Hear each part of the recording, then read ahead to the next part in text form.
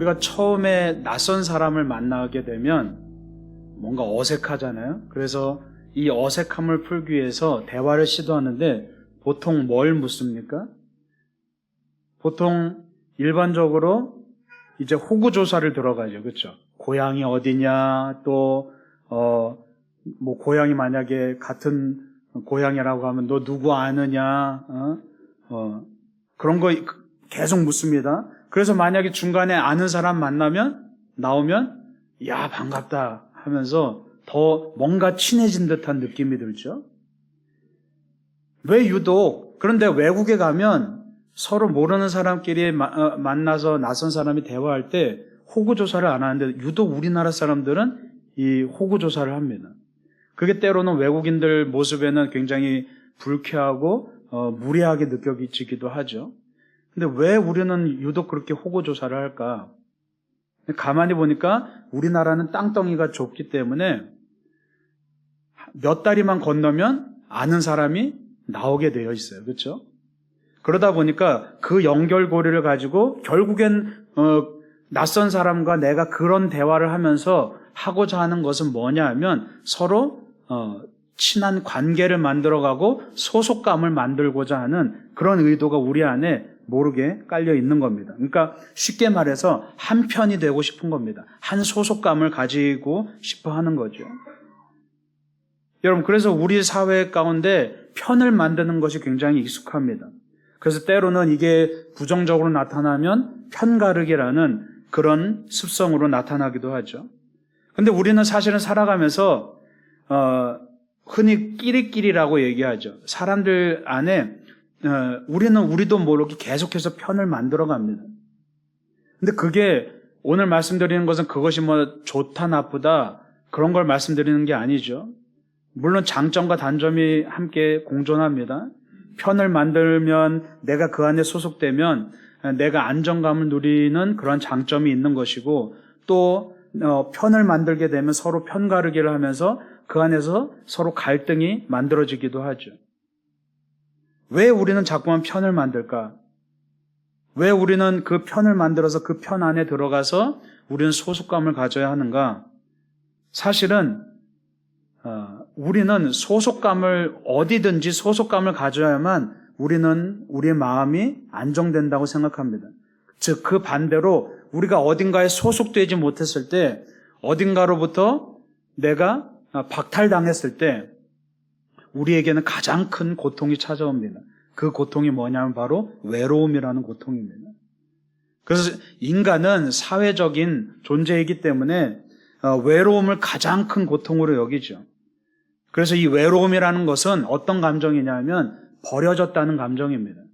내가 어떤 무리에 끼지 못하거나 어디로부터 박탈당했을 때 우리는 버려졌다는 감정 가운데 굉장히 큰 고통을 당합니다.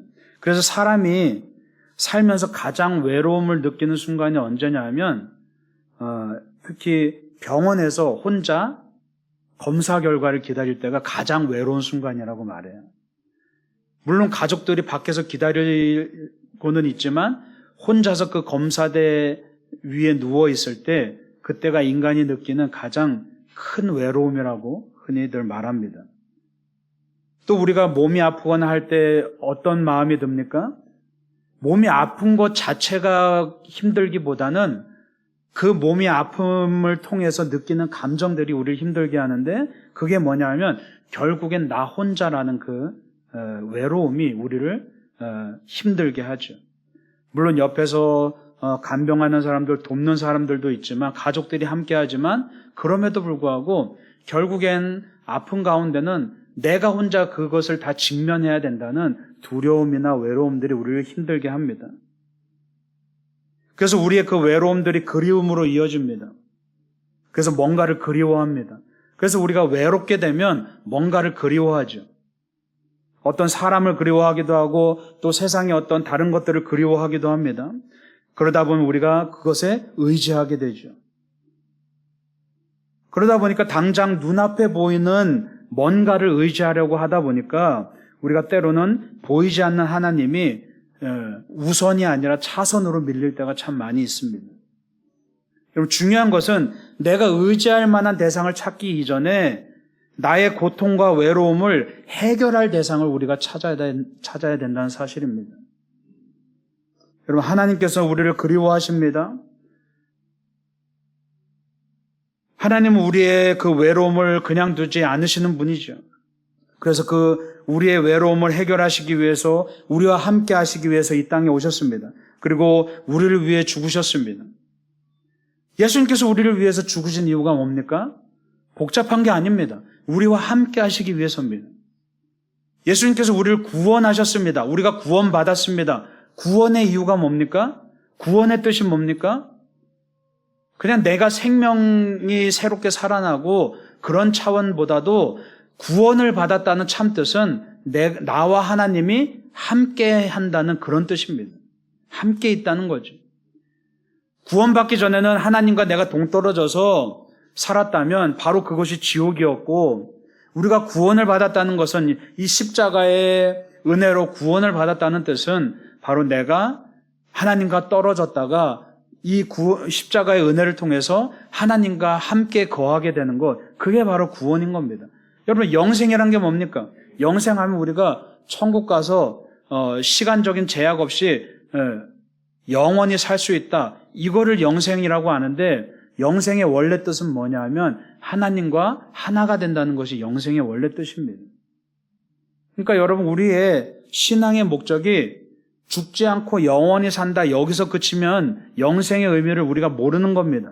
영생의 의미라는 것은, 그래서 요한복음에 뭐라고 말합니까? 영생은 하나님을 아는 것이다 라고 말하죠. 영원히 살거나 어떤 시간적으로 말하는 것이 아니라 영생은 하나님을 아는 것이라고 말합니다. 그러니까 우리가 구원받았다는 뜻은 뭐냐면 내가 하나님과 함께 살아가고 하나님과 함께 거하게 된다는 그런 뜻을 가지고 있는 겁니다. 그래서 우리가 하나님의 자녀가 되는 겁니다. 하나님과 함께 있지 않는다면 우리가 하나님의 자녀일 수가 없는 거죠. 그래서 신앙이란 것은 하나님과 가까워지는 것이고 하나님과 함께 있는 것입니다. 즉 다시 말해서 내가 하나님 소속이 되는 것이고 하나님께 속해 있게 된다는 그런 뜻입니다. 여러분, 그래서 하나님은 우리를 끝까지 참고 기다리십니다. 왜요? 우리가 하나님께로 돌아올 수 있도록, 우리가 하나님에 속할 수 있도록, 하나님의 소속이 될 수 있도록 우리를 참고 기다리시죠. 여러분, 하나님께는 많은 속성들이 있습니다. 우리가 뭐 성경 공부를 하거나 제자 훈련을 하거나 또는 신학교에 가서 수업을 들을 때도 가장 먼저 우리가 배우는 게 뭐냐 하면 하나님의 속성입니다. 하나님은 이러이러한 분이다. 뭐 전능하시고 전지하시고 또 하나님은 사랑이 많으시고 하나님은 이러이러한 분이다라고 이야기하는데, 그 중에서 오늘 시편에 보면 이 시편 기자가 계속해서 하나님은 이런 분이야 라고 계속해서 찬양을 하는데, 그게 뭐냐면 하나님의 인자하심에 대해서 계속 말하죠. 다시 말해서 하나님은 무엇보다도 인자하신 분이다 라고 말씀하고 있습니다. 근데 여러분, 왜 이 인자하심이 중요하냐 하면 하나님의 인자하심이 없었다면 우리는 어떻게 됐겠습니까? 아마 이 자리에 나만 있는 사람은 아무도 없었을 겁니다. 여러분, 하나님은 인자하신 분이기도 하지만 사랑의 하나님이시기도 하지만 공의의 하나님입니다. 정의의 하나님입니다. 그 잣대에 비추어 봤을 때 만약에 하나님이 공의의 하나님이지만 인자하심이 없는 하나님이었다면 우리는 지금 이 자리에 앉아 있을 수도 없다는 사실입니다. 왜요? 자격이 안 되기 때문에. 우리 안에 수많은 죄가 하나님 앞에 감히 설 수 없도록 만들기 때문에 우리는 감히 하나님을 찬양할 수도 없고 감히 하나님께 예배할 수도 없고 감히 하나님을 믿고 따를 수도 없는 존재라는 얘기입니다. 어쩌면 우리는 벌써 심판을 받았는지도 모릅니다. 그런데 여러분, 하나님께서 우리와 언약을 맺어주셨습니다. 그 언약은 뭡니까?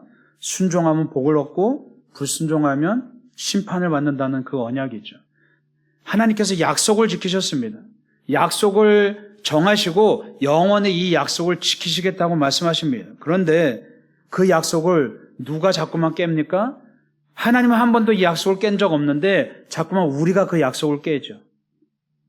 순종하면 복을 주겠다고 끊임없이 말씀하셨는데 우리는 끊임없이 불순종이 반복되는 역사를 가지고 있습니다. 그래서 성경도 이 구약과 신약의 말씀들을 보면 끊임없이 불순종하는 인간의 모습들이 담겨져 있죠. 하나님께서 이 땅을 창조하신 그 이후로 인간은 끊임없이 하나님을 불순종해 왔습니다. 아담과 하와 이후로 그 다음에 이스라엘 백성들의 삶, 그 수천 년의 삶을 바라보면 끊임없는 불순종의 역사였습니다. 그러면 하나님이 공의의 하나님이시라면, 우리와 약속을 맺으신 하나님이라면, 그 약속을 지키신 하나님이라면 벌써 우리는 심판받아 마땅한 존재들이죠. 왜요? 불순종하면 심판하신다고 말씀하셨습니다. 우리가 약속을 어겼기 때문에 여러분 세상에서도 수많은 계약을 맺고 살아갑니다. 그 계약을 파기하면 그 파기한 당사자가 그거에 대한 대가를 지불하고 책임을 져야 되죠. 우리는 끊임없이 하나님과의 약속을 파기했습니다. 그럼 그 책임은 우리가 져야 되는 겁니다. 그런데 우리가 끊임없는 그 약속을 끊임없이 깨트림에도 불구하고 하나님이 그 약속을 지금까지 홀로 지켜오셨다는 얘기입니다. 뭐 때문에요? 하나님의 인자하심 때문에.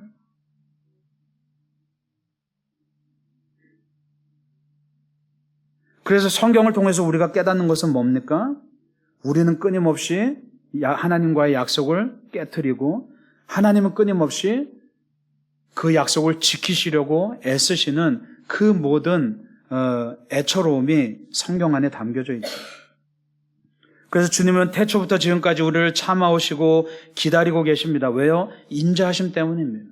그래서 우리가 찬양해야 될 것은 주님의 인자하심이 영원하다는 겁니다. 영원하다는 것은 한순간도 멈추지 않았다는 뜻이라고 지난번에 말씀드렸습니다. 하나님의 인자하심이 한순간이라도 멈췄다면 우리는 심판받아 마땅한 존재이죠. 그래서 주님은 약속을 반드시 지키시는 분입니다. 그래서 주님의 관심은, 그런데 여러분 보면 주님의 그 약속 가운데 주님의 관심이 어디에 있습니까? 순종하는 자에게 복을 주시겠다. 그리고 불순종하는 자에게 심판을 하시겠다. 이 약속을 우리에게 주셨는데 하나님은 어디에 더 관심이 있으십니까? 순종하는 자에게 복을 주시겠다는 것에 더 관심이 있으신 거죠. 그러니까 지금 예언자들을 우리가 요즘에 에스겔서를 함께 또 묵상하고 있지만 주님께서 그 패역한 이스라엘 백성들, 불순종한 이스라엘 백성들에게 끊임없이 선지자를 보내십니다.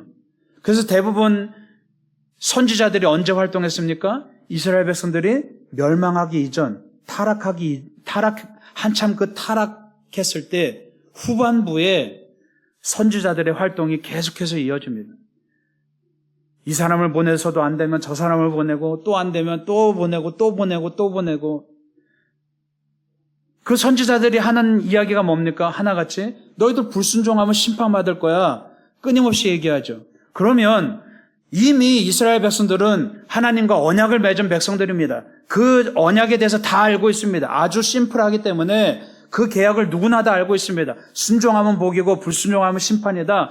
어린아이까지 알고 있습니다. 그럼에도 불구하고 왜 끊임없이 선지자들을 보내서 왜 똑같은 얘기를 반복하고 끊임없이 너희들 불순종했으니까 벌 받을 거야, 심판 받을 거야. 끊임없이 얘기하고 또 하고 왜 그렇게 합니까? 왜 그렇게 하십니까?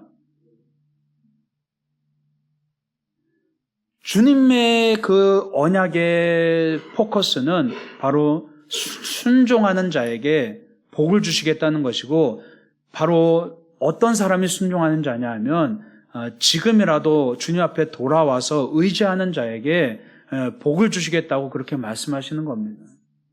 근데 우리는 자꾸만 성경을 바라보면서, 특히 구약의 하나님의 이미지를 바라보면서 자꾸만 우리는 두려운 하나님, 무서운 하나님으로만, 물론 맞습니다. 하나님 두려운 하나님이고 무서운 하나님입니다. 그런데 우리가 그보다 더 앞서서 생각해야 될 것은, 하나님은 그보다 더 앞서서 우리를 끝까지 기다리시고 보호하시고 인도하시는 그 인자하신 하나님이라는 것을 우리가 늘 항상 기억해야 된다는 사실입니다. 그래서 하나님은 지금 이 순간에도 불순종한 우리들을 바라보시면서 끊임없이 기다리고 계십니다. 우리가 신앙생활 한다고 하지만 여러분, 우리의 신앙이 얼마나 나약합니까? 우리의 신앙이 얼마나 빈약합니까? 내가 예수 믿는다고 하지만 성경에 나오는 정말 하나님의 사람들, 구약에 나오는 하나님의 사람들, 또 신약에 등장하는 하나님의 제자들, 초대교회 성도들에 비해서 지금 현대에 우리의 신앙은 얼마나 빈약합니까? 감히 창피해서 내밀지도 못하는 그 변변치 못한 신앙을 가지고 일주일에 한 번 교회 나오는 것도 예배드린 것도 힘들어하는 우리의 이 변변치 못한 신앙을 가지고 감히 우리가 주님 앞에 나와서 주님을 예배한다고 찬양한다고 그러고 있는 겁니다. 그러나 그럼에도 불구하고 주님은 그 영원하신 인자하심을 통해서 지금도 우리를 기다리시고 지금도 그 변변치 못한 우리가 주님 앞에 나올 때마다 기뻐하시고 즐거워하시는 분이라는 사실을 여러분 기억하시기 바랍니다. 그래서 그 끊어지지 않는 그 인자하심 때문에 우리가 자격이 없음에도 의인으로 부르심을 받은 겁니다. 자격 없는 사람이 자격을 얻은 겁니다. 여러분 오늘 5절 말씀에 보면 5절 말씀 함께 읽어보겠습니다. 시작. 내가 고통 중에 여호와께 부르짖었더니 여호와께서 응답하시고 나를 넓은 곳에 세우셨도다. 아멘. 고통 중에 주님께 부르짖었더니 주님께서 응답을 하셨습니다. 어떻게요? 넓은 곳에 세우셨다고 말씀하고 있습니다. 여기서 이 고통이라는 것, 고통의 원어가 이 좁은 뜻이라는 뜻도 같이 포함하고 있습니다. 다시 말해서 우리가 언제 고통당하냐 하면 내 삶의 반경이 좁다고 느껴질 때, 사방으로 우겨싸움을 당한다고 느껴질 때, 내 주위에 걸리적거리는 것들이 너무 많다고 생각할 때 우리는 그것을 고통이라고 말합니다.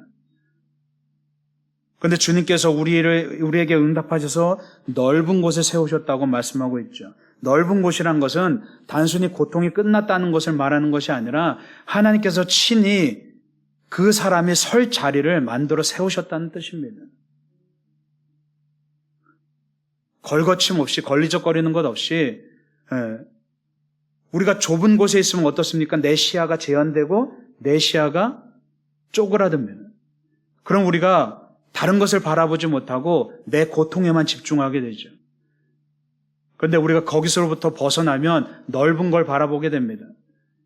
그리고 내 시야가 넓어지면 넓어질수록 뭘 봅니까? 보이지 않는 것도 볼 수 있는 눈이 생겨나게 됩니다. 그러면 내 삶 가운데 보이지 않는 곳에서 역사하신 하나님의 그 섭리가 서서히 보이기 시작하죠.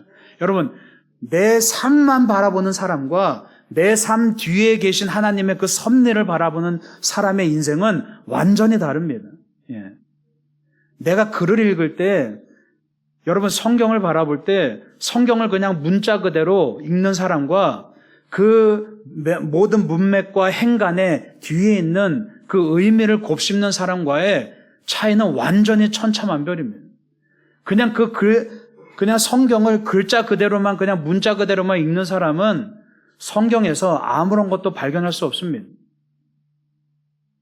그러나 그 성경을 우리가 말씀을 읽으면서도 그 안에 담겨진 의미와 그 안에 담겨진 하나님의 놀라운 섭리들을 우리가 곱씹는 사람은, 되새기는 사람은 삶이 변하는 놀라운 역사가 임하게 된다는 사실입니다. 우리의 영적인 시야도 마찬가지입니다. 그냥 내게 주어진 그 삶에만 매몰되어서 그것만 바라보면 우리의 고통은 끝나지 않습니다. 거기가 그냥 지옥이 되어버리는 겁니다. 그러나 우리를 넓은 곳에 세우셨다고 말씀하고 있습니다. 그 얘기는 뭡니까? 우리가 저 먼 곳을 바라볼 수 있는 그러한 영적인 시각을 우리에게 주시겠다는 말씀입니다. 그러면 우리 당장 앞에 고통이 다가오든 뭐가 다가오든 좋은 일이 다가오든 그게 별로 중요하게 생각되지 않습니다. 여러분, 사도 바울이 그 일체의 비결을 배웠다는 그 뜻이 뭡니까? 내가 공고함에 처할 줄도 알고 내가 부유함에 처할 줄도 알고 그 수많은 상황들 가운데서 내가 만족할 수 있는 일체의 비결을 배웠다는 뜻이 뭡니까? 그 뜻은 다른 게 아니라 내 상황은 여전히 어렵고 힘들지만 내가 그 너머에 있는 하나님의 섭리를 깨달았다는 뜻입니다. 그래서 당장 내 눈앞에 놓여진 이 상황에 일희일비하지 않겠다는 겁니다. 그게 별로 중요하지 않다는 겁니다. 그래서 하나님의 섭리와 보이지 않는 하나님의 뜻을 깨닫는 사람은 내 앞에 놓여진 그 상황이 별로 그렇게 중요하지 않습니다. 의연할 수 있습니다. 그런데 그 너머에 계신 하나님의 뜻을 발견하지 못하면 우리는 우리의 모든 관심이 내 앞의 상황에만 매몰되어서 그냥 일희일비하고 마치 냄비같이, 양은 냄비같이 금방 좋은 일이 있을 땐 금방 기뻤다가 또 안 좋은 일이 있을 땐 금방 나락으로 떨어져 버리는 그런 기복이 가득한 그런 삶을 살 수밖에 없는 거죠. 그래서 여러분, 주님께서 응답하시고 넓은 곳에 나를 세우셨다는 말은 뭡니까? 바로 주님께서 내 삶에 함께 하셔서 내 편이 되셔서 주님께서 나와 동행하시고 내가 어떤 곳을 걸어간다 할지라도 사망의 음침한 골짜기를 걸어간다 할지라도 주님이 나와 함께 하시기 때문에 내가 두려워하지 않을 수 있는 그런 힘이 우리에게 주어진다는 것을 여러분 기억하시기 바랍니다. 우리 6절 말씀 함께 읽어보겠습니다. 6절 시작. 여호와는 내 편이시라 내가 두려워하지 아니하리니 사람이 내게 어찌할까. 아멘. 예, 여기 사람이 내게 어찌할까. 우리가 항상 두려워하는 이유는 뭡니까? 당장 내 눈앞에 보이는 어떤 것이 나를 자꾸만 두렵게 만든다는 겁니다. 그게 사람이든 아니면 내 상황이든 내 문제건 그것들이 자꾸만 나를 두렵게 만든다는 거죠. 그런데 주님이 내 편이 되면 내가 두려워하지 않겠다는 겁니다. 왜요? 이 세상을 창조하신 가장 위대하신 하나님이 내 편인데 감히 사람 따위가, 감히 내 앞에 놓여진 문제 따위가, 감히 상황 따위가, 감히 질병 따위가, 감히 돈 따위가 그런 게 나를 무너뜨린다고요? 말이 안 된다는 겁니다. 그런데 여러분, 하나님이 내 편에 되신다는 건 뭡니까? 다른 사람을 외면하시고 내 편이 되신다는, 나만의 하나님이 되신다는 뜻이 아니라, 나는 옳고 다른 사람이 그르다는 뜻이 아니라, 하나님이 내 편에 되신다는 것은 어떤 옳고 그름의 차원이 아니라, 정의의 차원이 아니라, 우리를 도우시기 위해서 우리와 함께 하신다는 그런 뜻이라는 얘기입니다. 다시 말해서 우리가 하나님께 속한다는 뜻입니다. 나의 소속이 하나님이 되십니다. 그래서 우리는 하나님 안에 있기 때문에 두렵지가 않습니다. 우리가 하나님을 찾을 때 하나님께서 우리 편이 되어주시고 우리를 지키시고 보호하신다는 사실입니다. 여기에는 위로하신다는 뜻이 포함되어 있습니다. 내 편이 된다는 건 뭡니까? 나를 지지한다는 뜻입니다. 여러분이 막 어려운 일을 당해서 친구를 만났습니다. A라는 친구를 만났습니다. 내 어려움을 막 얘기했더니 A라는 친구는 이렇게 얘기합니다.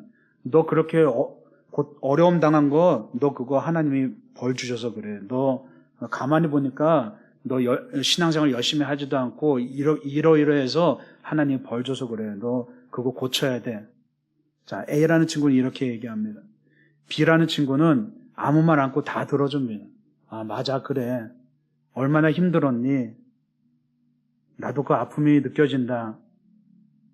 여러분은 누구에게서 위로를 얻습니까? 당연히 B죠. 근데 성경에 보면 A라고 말하는 소위 친하다고 하면서 A처럼 말하는 그런 친구들이 있었습니다. 그게 누구냐면 욥기에 보면 욥이 고난을 당했을 때 소위 가장 친하다고 하는 친구들이 와서 위로한답시고 A 친구 같이 그렇게 어리석은 행동들을 합니다. 아무런 도움이 되지 않습니다. 친구들이 다 와서 신앙적으로 욥의 고통을 해석해보고 너 이래서 이래, 너 이걸 고치면 좀 고통이 사라질 거야. 이렇게 끊임없이 얘기를 하죠. 근데 결국은 아무런 도움이 되지 않습니다. 마지막에 결국엔 하나님께서 욥 가운데 나타나셔서 하나님의 그 놀라운 섭리들을 보여주십니다. 그냥 그러고 끝나버려요, 욥기는. 특별한 답도 안 주고 그러고 끝나버립니다. 근데 욥은 거기서 위로를 얻습니다. 왜 위로를 얻을까요? 왜 거기서 위로를 얻을까요? 우리는 사실 우리 삶이 고통당하는 가운데 우리는 해답을 원하는 게 아닙니다. 우리는 위로를 얻는 겁니다. 위로를 원하는 겁니다. 여러분, 그래서 하나님도 마찬가지입니다. 우리가 하나님 앞에 갔을 때 여러분, 탕자가 모든 재산을 다 탕진해버리고 아버지에게 돌아갔을 때 아버지는 너 가서 뭐 했니? 너 내 재산 다 어떻게 했니? 이런 거 물으시지 않으셨습니다. 한마디도 질책하지 않으셨습니다. 그냥 기다리고 계시다가 그 집 나간 아들이 정말 그 변변치 못하고 모지리 같은 아들이 다시금 돌아왔을 때 너 왔니? 그것도 아니라 너무 기뻐하면서 잔치를 벌였습니다. 그게 하나님의 마음이라는 얘기죠. 하나님께서 내 편이 되어주신다는 얘기는 뭐냐면 돌아오기만 하라는 얘기입니다. 돌아와서 세상 의지하지 말고 세상의 사람들 의지하지 말고 세상에 다른 거 의지하지 말고 그냥 내 옆에 있어. 나만 바라봐. 그럼 내가 해결해 줄게. 그 얘기를 하시는 거죠. 여러분, 때로 우리가 모든 일이 잘 되어갈 때는 하나님이 내 편이라고 말합니다. 근데 정작 내 삶의 반대의 상황에서는 모든 일이 안 될 때는 하나님이 내 편이 아니고 나를 외면하신다고 그렇게 원망하곤 하죠.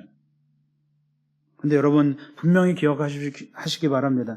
하나님의 인자하심은 어떻다고 말합니까? 영원하다고 말합니다. 그 얘기는 여러분이 일이 잘 풀리고 잘 될 때만 하나님이 여러분 편이 아니라 여러분 삶에 어려움이 닥쳐오고 모든 일이 내 뜻대로 되지 않는 그 순간에도 하나님이 내 편이라는 사실을 여러분 기억하시기 바랍니다. 중요한 건 뭡니까? 내가 하나님 편이 될 수 있도록 또 하나님이 내 편이 될 수 있도록 내가 하나님을 의지할 때 비로소 하나님이 내 편이 되어주신다는 사실입니다. 여러분, 우리 8절의 말씀 함께 읽어보겠습니다. 8절 시작. 여호와께 피하는 것이 사람을 신뢰하는 것보다 나으며. 아멘. 우리가 외로움을 느낄 때 세상에서 고통 가운데서 어려움 가운데서 아무도 도와주지 않는다고 느낄 때, 나 혼자 이 문제를 해결해야 된다고 느낄 때, 내가 수많은 세상의 질병 가운데서 결국엔 나 혼자 이 아픔을 혼자 해결해야 된다고 그렇게 느껴질 때, 때로는 우리가 다른 무언가를 의지하려고 하죠. 다른 사람을 의지하려고도 합니다. 오늘 9절에 보면 고관들을 신뢰하는 것에 대해서 나오죠. 이 고관들이라는 것은 힘을 상징합니다. 세상의 힘을 의지하려고 한다는 뜻이죠. 우리가 하나님 아닌 다른 것을 의지하려고 할 때 우리는 정말 해답 없는 문제에 직면합니다.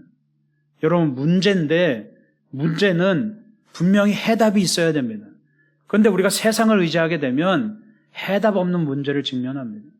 그러면 정말 답 없는 인생이 펼쳐지게 되는 겁니다. 때로는 사람을 의지하려고 합니다. 사람의 도움을 구하려고 합니다. 그러나 그것도 역시 답 없는 문제에 직면하게 됩니다. 흔히 이런 말이 있습니다. 사람은 믿음의 대상이 아니라 사랑의 대상이라고 말합니다. 무슨 얘기입니까? 우리가 기본적인 신뢰는 가져야겠지만 사람은 무턱대고 의지하고 믿는 대상이 아니라는 얘기입니다. 믿고 의지했을 때 우리는 금방 배신감을 느끼게 되고 실망하게 되기 마련이죠. 그냥 사랑을 베푸는 존재라는 얘기입니다. 여러분, 야곱이 에서를 만나기 위해서 야복강까지 이제 에서를 만나기 위해서 옵니다. 그때 에서를 만나기 전에 가족들을 먼저 보내죠. 그리고 자기 혼자 야복강가에서 혼자 하나님과 홀로 씨름을 합니다. 가장 외로웠던 순간입니다. 그런데 그때 비로소 창세기 32장에 보면 그때 비로소 야곱이 뭐라고 말하냐면 내가 주의 얼굴을 대면하여 보았다라고 그렇게 말합니다. 이전에 사람들과 막